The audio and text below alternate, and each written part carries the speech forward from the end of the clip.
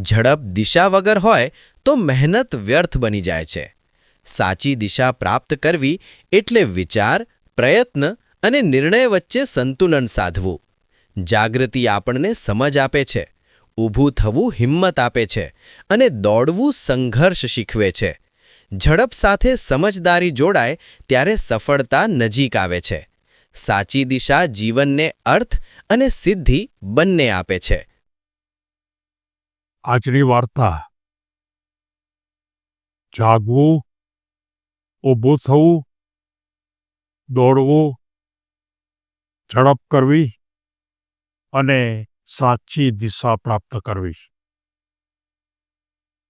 મિત્રો, આપણા જીવનની અંદર કેટલાય માણસો છે ઊંઘે છે, કેટલાક માણસો જાગ્યા છે પણ ઊભા થતા નથી, અને કેટલાક ઊભા થયા છે પણ એ ખરેખર ચાલવાની શરૂઆત કરતા નથી, અને કેટલાક ચાલવાની શરૂઆત કરે છે તો પછી દોડતા નથી, અને કેટલાક દોડે છે તો એની સાચી દિશામાં હોતા નથી, અને માટે જીવનમાં નિષ્ફળ જાય છે.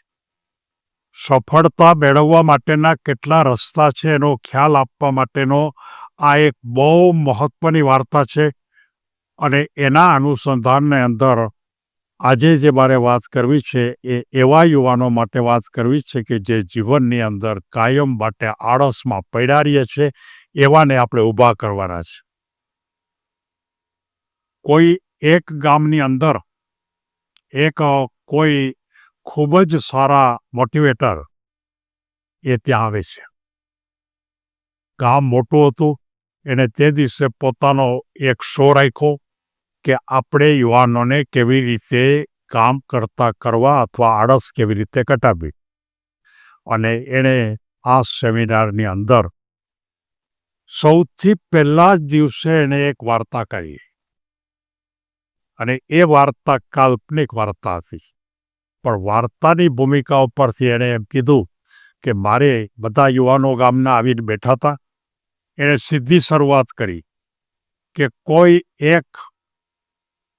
કોઈ કુદરત તરફથી કોઈ આપણને સંદેશો આપવા માટે માણસ આવે છે, કાલ્પનિક વાર્તા છે, અને કોઈ એક જગ્યાએ આખા ગામની અંદર બધા જ માણસો સૂતા હતા, અને એ જે માણસ હતા એણે મોટા અવાજે રાડો પાડી કે ભાઈ તમે ઊભા થાઓ, ઊંઘમાંથી ઊભા થાઓ, ઊંઘમાંથી જાગો, ઊંઘમાંથી જાગો. અને કેટલાય જાગી ગયા, પણ એને ખબર ન પડી કે રાડ કોણ પાડે છે. પાછા સૂઈ ગયા. ફરીવાર પહેલાં એમ કીધું કે જે લોકો જાગી ગયા હો એ ઊભા થાઓ. એટલે બધાય કેટલાક તો હોઈ ગયા હતા, એટલે જેટલા જાગી ગયા હતા પણ સૂતા નહોતા એ લોકો ઊભા થયા, થોડાક ઊભા થયા એમાંથી. ફરીવાર એમ કીધું કે જેટલા ઊભા થઈ ગયા એ લોકો ચાલવા માંડો. કેટલાક ચાલવા માંડ્યા. પછી એણે એમ કીધું કે જેટલા જ ચાલે છે એ લોકો દોડવા માંડો.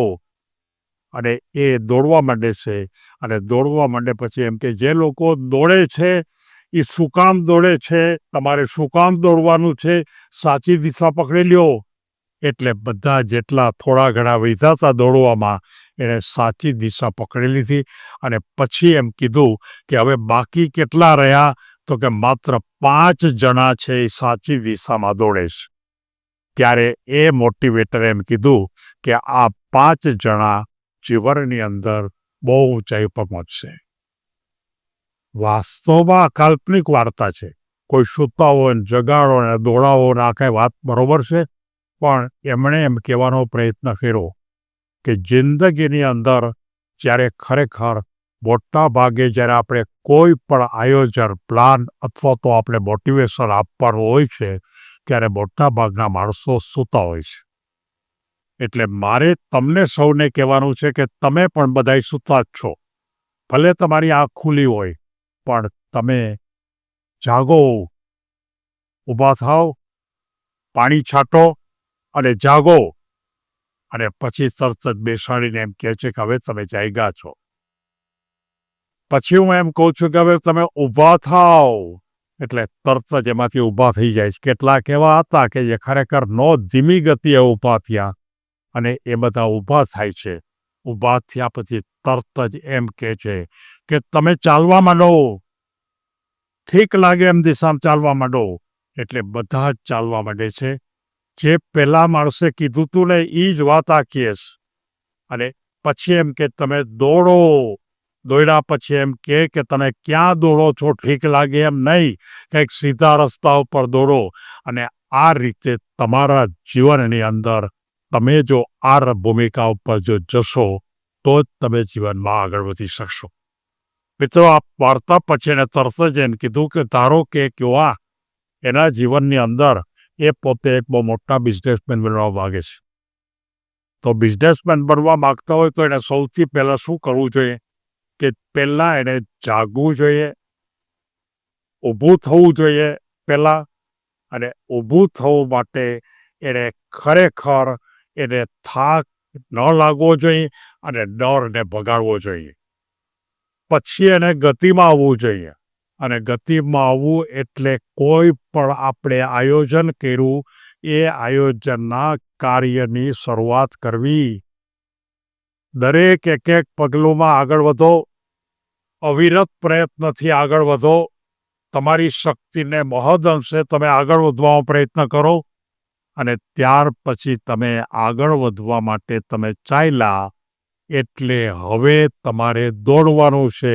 અને દોડવાનું છે એટલે કે હવે તમારે શું કરવાનું? તમે કામની શરૂઆત તો કરી, હવે તમે કામની ઝડપ વધારો. તમે કામની અંદર વધારે સારી ક્વોલિટી ઉપર જાઓ અને ઝડપથી પ્રગતિ કરતા રહો.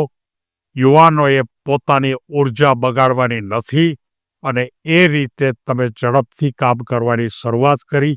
પછી ધીમે ધીમે ધીમે કામની ગતિમાં પણ વધારો કરો અને લક્ષ્ય પ્રાપ્ત થાય ત્યાં સુધી તમે દોડતા રહ્યો. યોગ્ય માર્ગદર્શન લેતા જ રહો અને સાથોસાથ દોડવાનું ચાલુ રાખો. દોડવાનું એટલે હરીફાઈ નથી, પણ તમારા વ્યવસાયમાં તમારે જવાનું છે. માટે વ્યવસાયના તમામ કામમાં તમે દોડતા જ રહ્યો. સાચી દિશામાં દોડો. તમારે જે ખરેખર વ્યવસાય કરો છો એમાં તમે ખરેખર માલ જે લાવો છો એ સાચો લાવો છો. તમે જે વેચો છો એ સારી રીતે વેચો છો. તમે જે વાત કરો છો બરાબર સારી રીતે વાત કરો છો. તમારા ગ્રાહકો છે એને સંતોષ આપો છો. તમારા પોતાના જે કાંઈ તમારે પ્રોફિટ થાય એ પ્રોફિટ માત્ર ને માત્ર મર્યાદિત ફોર્મમાં રાખો છો. અને જો આ ભૂમિકા ઉપર જાઓ તો આ વાર્તા છે આપણને મોટા બિઝનેસમેન બનાવી દેશે.